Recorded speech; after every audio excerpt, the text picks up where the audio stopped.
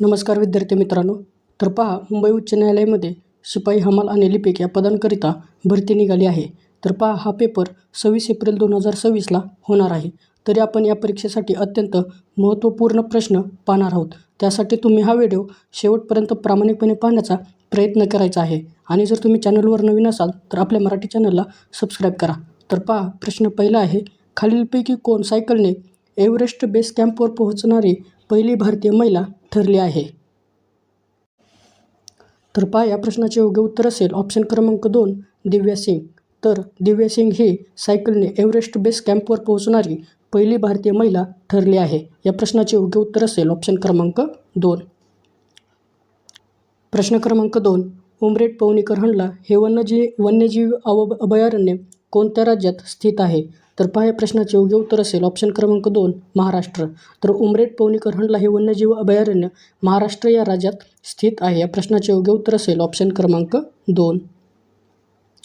प्रश्न क्रमांक 3, Commonwealth parliamentary association India region zone परिषदेचे उद्घाटन कोठे झाले आहे? तर पहा, या प्रश्नाचे योग्य उत्तर असेल ऑप्शन क्रमांक 2, गोवा. तर Commonwealth parliamentary association India region zone या परिषदेचे जे उद्घाटन आहे ते गोवा या राज्यात झालेले आहे. या प्रश्नाचे योग्य उत्तर असेल ऑप्शन क्रमांक 2. प्रश्न क्रमांक 4, खालीलपैकी कोणत्या उच्च न्यायालयाने अलीकडेच न्यायालयीन निकालांमध्ये AI च्या वापरावर बंदी घातली आहे? तर पहा, या प्रश्नाचे योग्य उत्तर असेल ऑप्शन क्रमांक 1, गुजरात उच्च न्यायालय. तर गुजरात उच्च न्यायालय या उच्च न्यायालयाने अलीकडेच न्यायालयीन निकालामध्ये AI च्या वापरावर बंदी घातलेली आहे. या प्रश्नाचे योग्य उत्तर असेल ऑप्शन क्रमांक 1. प्रश्न क्रमांक 5, खालीलपैकी कोणत्या राज्य सरकारने भारताचा पहिला चालकविरहित पॉड टॅक्सी प्रकल्प सुरू केला आहे? तर पहा, या प्रश्नाचे योग्य उत्तर असेल ऑप्शन क्रमांक 1, महाराष्ट्र. तर महाराष्ट्र या राज्य सरकारने भारताच्या पहिला चालकविरहित पॉड टॅक्सी प्रकल्प सुरू केलेला आहे. या प्रश्नाचे योग्य उत्तर असेल ऑप्शन क्रमांक 1. प्रश्न क्रमांक 6, भारतीय नौदलाने अलीकडेच अरबी समुद्रात वरून 2026 हा द्विपक्षीय सागरी सराव कोणत्या देशासोबत सुरू केला आहे?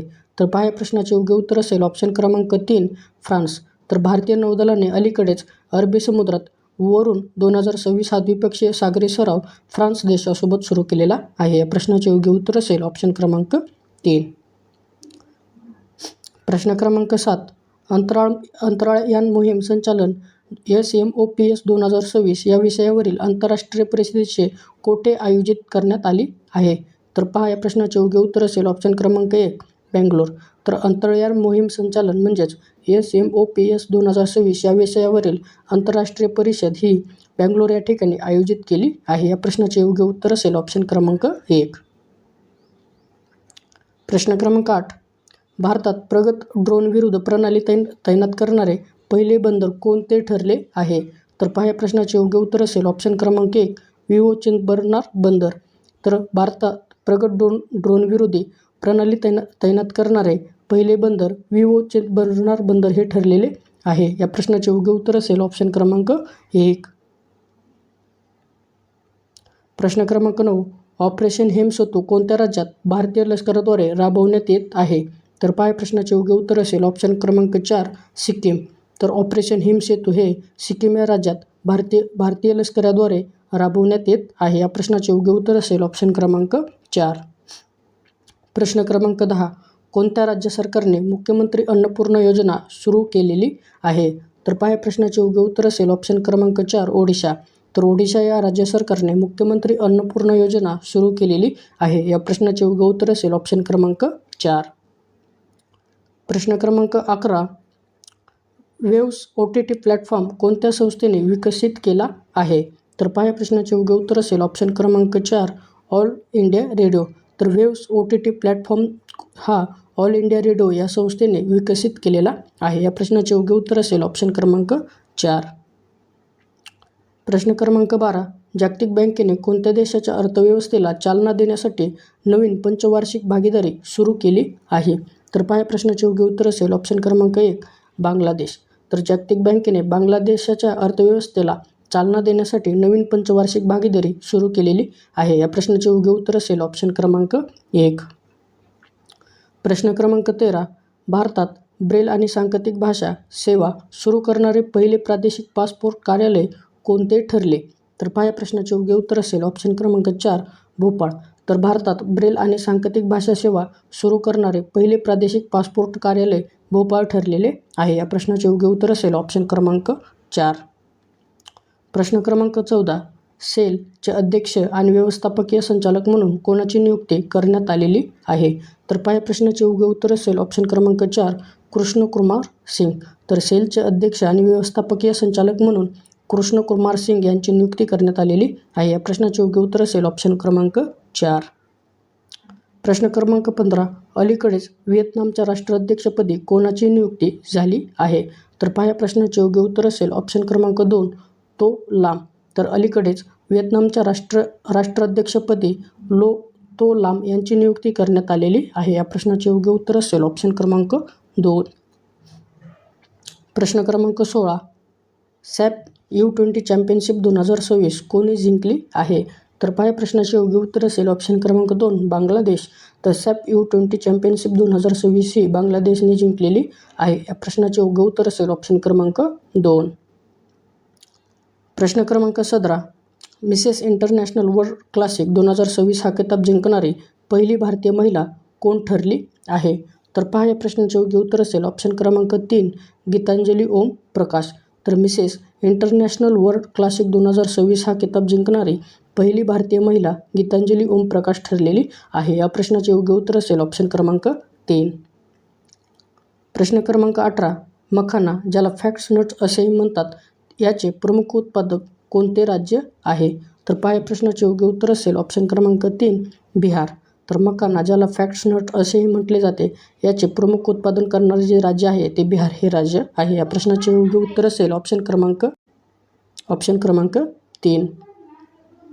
प्रश्न क्रमांक 19 खालीलपैकी कोणता देश आपल्या नागरिकांसाठी सर्वात स्वच्छ पाण्याच्या बाबतीत प्रथम क्रमांकावर आहे? तर पहा या प्रश्नाचे योग्य उत्तर असेल ऑप्शन क्रमांक 3 फिनलंड. तर फिनलंड हा देश आपल्या नागरिकांसाठी सर्वात स्वच्छ पाण्याच्या बाबतीत प्रथम क्रमांकावर आहे. या प्रश्नाचे योग्य उत्तर असेल ऑप्शन क्रमांक 3. प्रश्न क्रमांक 20 सायक्लोन 2026 सराव भारत आणि कोणत्या देशादरम्यान संयुक्त लष्करी सराव आहे? तर पहा या प्रश्नाचे योग्य उत्तर असेल ऑप्शन क्रमांक 2 इजिप्त. तर सायक्लोन 2026 हा सराव भारत आणि इजिप्त या देशादरम्यानच्या संयुक्त लष्करी सराव आहे. या प्रश्नाचे योग्य उत्तर असेल ऑप्शन क्रमांक 2. प्रश्न क्रमांक 21 ॲथलेटिक्स इंटिग्रिटी युनिटने जाहीर केलेल्या डोपिंग उल्लंघनाच्या यादीत कोणता देश अव्वल स्थानी आहे? तर पहा या प्रश्नाचे योग्य उत्तर असेल ऑप्शन क्रमांक 1 भारत. तर ॲथलेटिक्स इंटिग्रिटी युनिटने जाहीर केलेल्या डोपिंग उल्लंघनाच्या यादीत भारत देश अव्वल स्थायी आहे. या प्रश्नाचे योग्य उत्तर असेल ऑप्शन क्रमांक 1.